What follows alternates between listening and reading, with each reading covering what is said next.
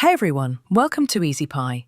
In today's quick tutorial, we're going to build a simple calculator in Python that can do addition, subtraction, multiplication, and division.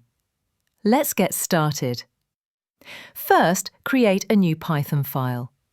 Let's name it calculator.py. Inside the file, let's define our main function.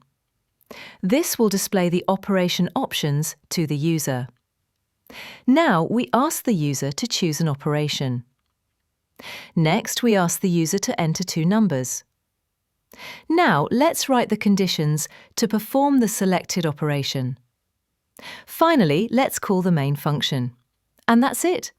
You've just built a simple calculator with Python.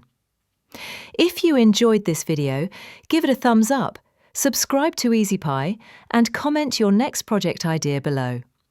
See you in the next one.